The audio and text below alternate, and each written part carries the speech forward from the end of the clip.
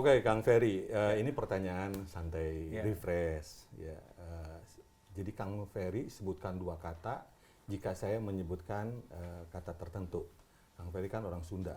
Kalau saya sebut lalapan, yang muncul dua kata apa, Kang? Bonteng. Satu lagi apa? Satu lagi Surawung.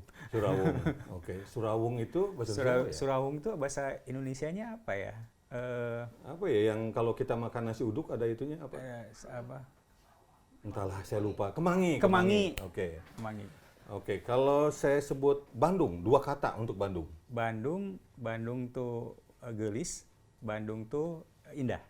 Gelis dan indah gitu. Kemudian kalau saya sebut Jakarta, dua kata untuk Jakarta. Jakarta itu kota metropolitan, yang kedua panas.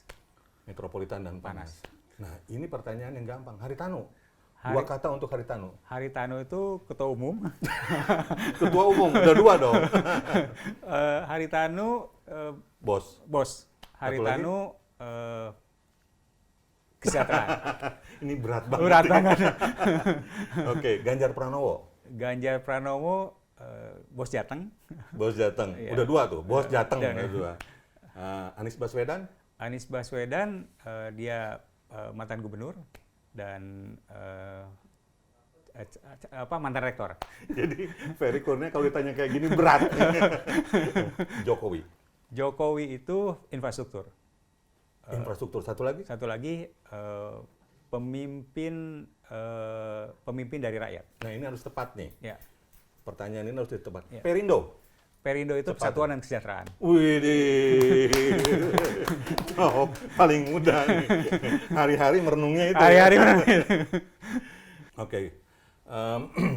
Oke, Kang. Pandangan Kang Ferry tentang demokrasi secara umum seperti apa? Demokrasi di Indonesia. Ya, demokrasi di Indonesia kalau sekarang ya, kalau kita lihat dari indikatornya pemilu sudah berjalan. Jadi aktivitas mungkin sudah agak jauh meninggalkan banyak negara terkait dengan soal kepemiluan karena prosesnya sudah luar biasa. Tapi bisa jadi dari indikator-indikator yang lain masih perlu kita berbenah. Misalnya soal kebebasan sipil atau misalnya bagaimana terkaitan dengan soal hak-hak sipil misalnya. Kalau indikator dari demokrasi kan lebih kepada bagaimana kompetisinya, bagaimana partisipasinya, dan juga bagaimana kebebasannya. Nah, mungkin saya menyorotinya di soal kebebasan sipilnya. Ini memang masih perlu ada pembenahan yang luar biasa, sehingga ruang-ruang partisipasi publik yang memang ada di kita itu betul-betul sejalan dengan apa yang memang ada di masyarakat dalam menuangkan berbagai kreativitas politiknya seperti itu. Oke, bicara tentang masyarakat sipil, koalisi masyarakat sipil sekarang ini telah tengah mengajukan gugatan, pengaduan ke Dewan Pengawas. Kecurigaan mereka pemilu ini diselenggarakan oleh KPU secara curang. Mereka menyebut ada 4, ada yang diatur siapa yang bisa lolos atau tidak lolos verifikasi. Dan itu semua kawan-kawan Kang Ferry, ada Hadar Nafis Gumai, kawan-kawan dari ICW. Ya. Yang Kang Ferry tahu integritas mereka. Anda setuju?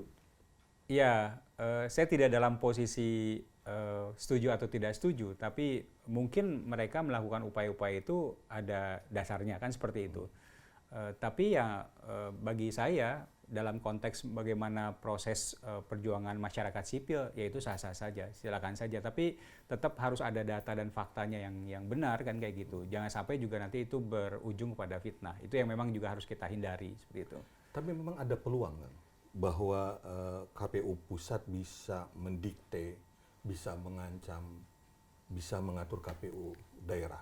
Sebetulnya ada peluang nggak? Kalau itu bukan kalau itu bukan peluang. Itu memang garis kebijakan. Jadi KPU RI ke KPU provinsi, kabupaten, kota, bahkan sampai tingkat KPPS itu ada garis komando. Oh, berarti itu, kalau seandainya oknumnya menginginkan ada penyimpangan bisa terjadi gitu. Ya. Dan kemudian ketemu dengan daerah yang juga.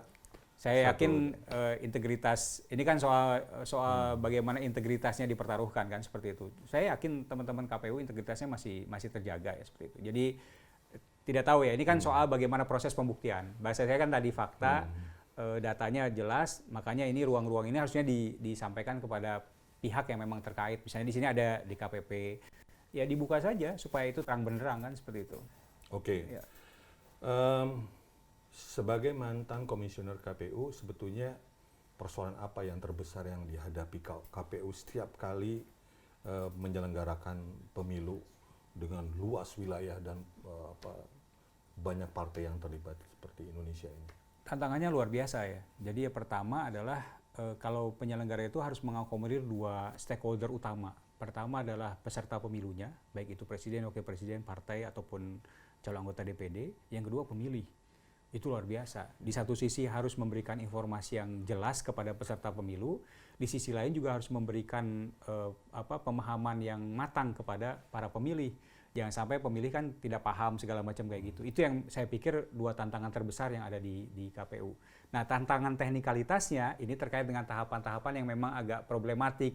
Misalnya soal kemarin verifikasi partai, yang nanti adalah soal pencalegan, nanti soal kampanye, pengaturannya, terus soal daftar pemilih, dan yang paling pentingnya lagi adalah soal pemungutan penghitungan suara. Itu yang saya pikir harus kekuatan kolegialitas di penyelenggara itu harus betul-betul terbangun sehingga nantinya tidak akan ada problem. Nah, itu biasanya seperti itu. Nah, bagi kita kalau dulu saya di penyelenggara memang harus membangun seperti itu, sekarang saya di partai politik ya mengupayakan supaya ya KPU sesuai dengan tracknya saja melayani kita. Apa informasi yang dibutuhkan, apa yang harus dikerjakan dan lain sebagainya kayak gitu. Oke, Kang Ferry, apa kabar nih koalisi non-parlemen? Baik. Baik ya. Jadi kan Agustus lalu ya, setelah itu masih ada pertemuan-pertemuan informal? Beberapa ini belum ya, tapi kemarin di akhir-akhir Desember itu masih ada pertemuan. Jadi terakhir itu pertemuan antar sekjen, itu sudah tetap dibangun. Jadi komunikasi kita terus membangun. Jadi gini, membangun Indonesia itu tidak hanya cukup dengan figuritas, tapi membangun Indonesia itu harus butuh narasi besar, gagasan besar. Nah, kita nggak mau terjebak dengan itu. Nah, itu yang dibangun. Jadi kalau figuritas kan dalam last minute saja, sesuai dengan tahapan yang ada, itu bisa selesai. Contohnya dulu 2019, bagaimana memutuskan Kiai Ma'ruf Amin kan, itu kan dalam last minute. Tapi sekarang kan bagaimana kita dihadapkan pada sisi narasi yang memang harus kita bangun. Ini 2024, 2045 itu harus ngapain? Nah, itu harus saya pikir dengan narasi dan gagasan-gagasan yang ada harus dibangun seperti itu. Itu yang memang kita juga diskusikan terus intens dengan teman-teman non-parlemen. Dan di koalisi non-parlemen, saya lihat sih inisiatornya Perindo. Iya, betul. Ya, Perindo. Dan di sana ada lagi-lagi ada nama Kang Ferry. Akan kemana tuh arahnya itu? Karena kalau di total kan lumayan besar. 9,7%. Itu dia, itu cukup menggiurkan ya. Tapi agak dipepet-pepet oleh KIB itu, betul Kang? Enggak juga. Ya? Kayaknya kita punya preferensi sendiri kan. Tapi pilihannya kan tergantung dari partai masing-masing sebenarnya. Cuman kan tadi kita membangun, jadi dua hal tadi, membangun gagasan dan membangun figuritas. Kalau gagasannya sama, figurnya pasti akan ngikutin kan kayak gitu. Jadi jangan figur dulu baru gagasan kayak gitu. Jadi ini yang gagasan juga dulu, gagasan kita sama semuanya pasti akan lari pada figur yang memang kita akan tuju. Itu masih kita terus silaturahim dengan mereka seperti itu. Oke, nah ini terkait dengan gagasan. Gagasan itu kan bisa tumbuh jika iklim demokrasi pemilihan berlangsung secara sehat. Gitu kan. Pandangan Kang Ferry sebagai mantan komisioner, bagaimana upaya meminimalisir kecurangan pemilu? Iya, banyak faktor ya yang harus kita lakukan. Yang pertama adalah tentunya bagi kita pemahaman di 3 stakeholder utama. Partai atau pasangan calon, pemilih, dan penyelenggara. Itu harus betul-betul sama. Jadi segurusi ilmunya itu benar-benar sama.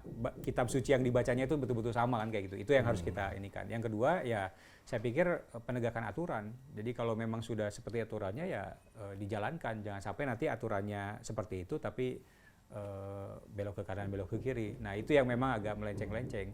Nah, yang ketiga soal integritas kedirian dari komisioner itu sendiri. Itu juga harus diutamakan. Ya. Dan lumayan berat ya Kang ya. Di awal tahun 2023 justru figur ketua yang dipersoalkan. Betul.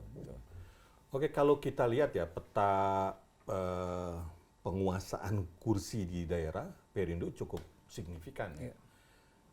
Hanya satu, Jakarta sama sekali nggak dapat kursi kan ya. Benar kan? DPRD. Iya, jadi kalau kita lihat dari hasil pemilu legislatif 2019, anggota DPRD provinsi dan kabupaten kota Perindo itu 408 orang. Wow. Luar biasa. Iya, iya, iya. Ini memang yang non parlemen yang besar lah seperti itu. Tapi paling memang besar, untuk ya. Jakarta kita tidak ada. Justru itu ini yang memang barometer menjadi catatan kami, kita evaluasi dan nanti insya Allah mudah-mudahan di 2024 ini Jakarta bisa kita kuasai seperti salah satu targetnya. Salah satu target. Apalagi ada kawan-kawan kami dari partai ini ya insya Allah bergabung juga dengan kita. Teman-teman generasi milenial, zilenial juga banyak yang bergabung dengan kita. Jadi kita punya keyakinan untuk Jakarta itu insya Allah akan dapat kursi seperti itu. Untuk DPRD-nya ya. Ya, ya. Ya.